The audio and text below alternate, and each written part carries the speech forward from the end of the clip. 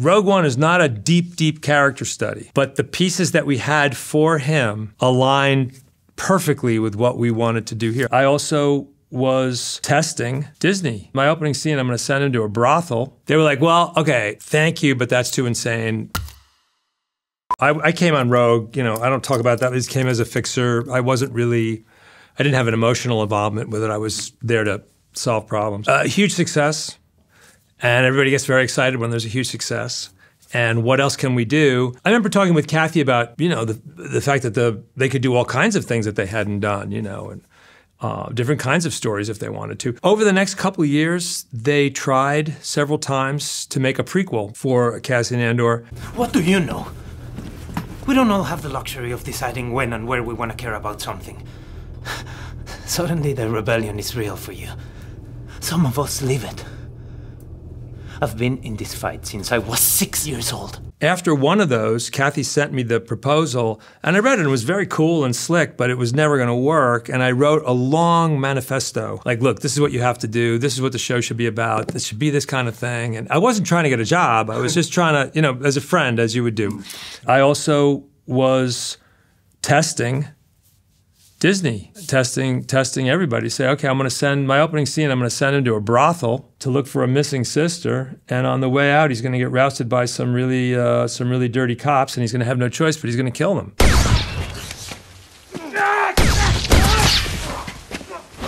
And can we do that? And can I have Luke Hull from Chernobyl be my production designer? You know, you're testing. And they were like, well, okay, thank you, but that's too insane. And then they tried to make another version, and all the versions were always, you know, Cassian and K2 go out and do adventures. That would run out of gas so fast, it wouldn't help. These are prisoners. Yes, where are you taking them?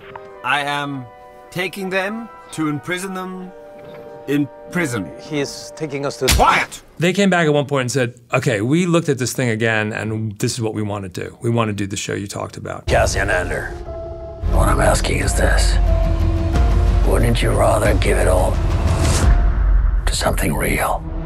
And so then we began to tiptoe into how that would work. The concept was to make 5 seasons of that show, take That's a season a year for the 5 years to get to Rogue. In Rogue One, Cassian Andor is sort of perfect. He's like a butterfly. I mean, he does everything well. He's the person they trust the most to send on this incredible mission. You find him, you kill him.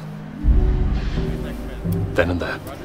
He lies, he leads, he seduces, he manages, he problem solves, he's incredible. Rogue One is not a deep, deep character study, but the pieces that we had for him aligned perfectly with what we wanted to do. In Rogue, when she says they don't want to go forward, and he says, well, all these terrible things that we've all done will be in vain. We did all these terrible things, and things we'll never atone for. The only atonement will be if we bring the revolution home. But hopefully that speech will land in a really powerful way. And every time I walked away from something I wanted to forget,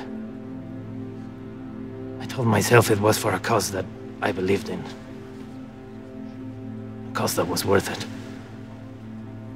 Without that, we're lost.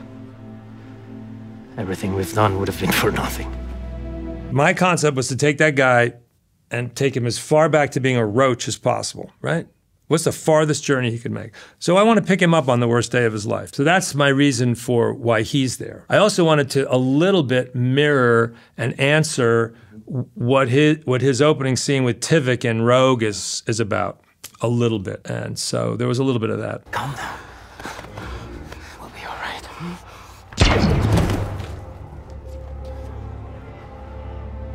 I loved the idea of the size of the canvas, and I love that it was about revolution and rebellion and what happened to ordinary people.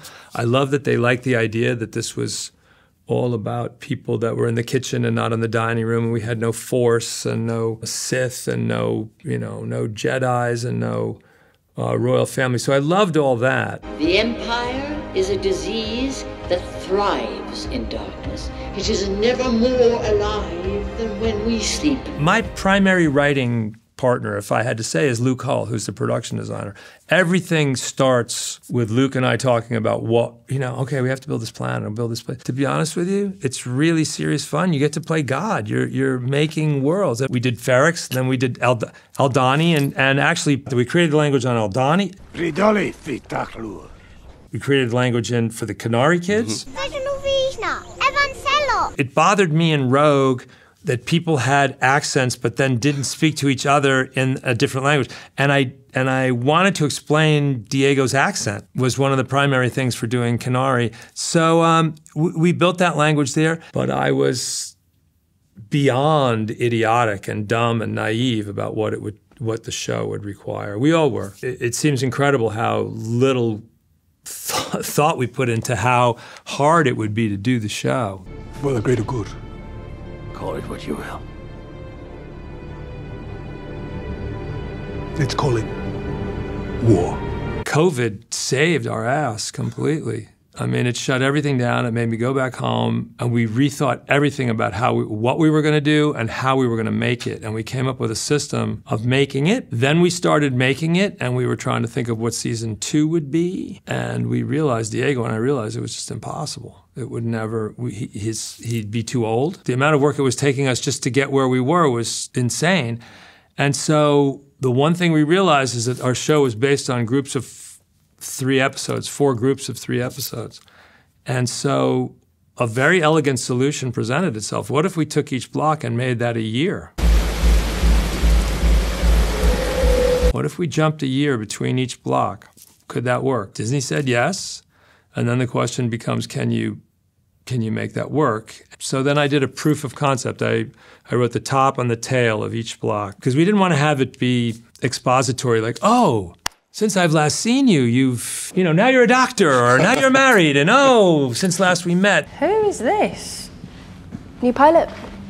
He couldn't sleep, we were just talking. How vivid could we make the negative space without saying what it was? How much could we feel it? You're always looking for things as a writer to get you excited. It was actually really exciting to have that kind of a problem. Any security violation will be brought to the Emperor's personal attention.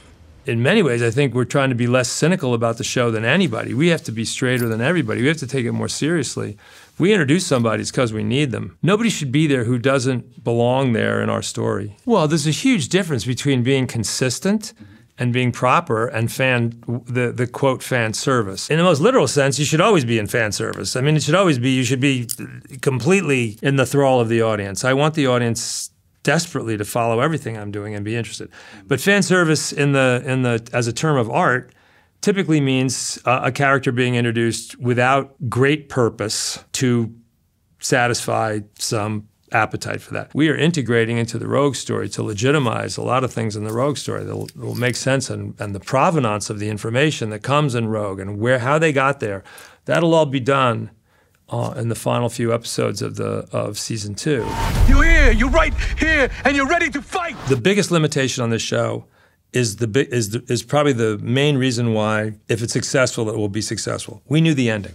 We knew where we were going. Whether it was 5 seasons or 4 seasons or 2, it didn't matter. We knew where we were going. I mean, there's so many shows that are on where people start with a really good idea and they're not quite sure where they're going, and sometimes they figure it out and sometimes they don't. It becomes a success and then they're in trouble. We were never in trouble. We always knew where we had to get to. It's a weapon. They're building a weapon. The monster will come for us all! Welcome to the rebellion. Konbini!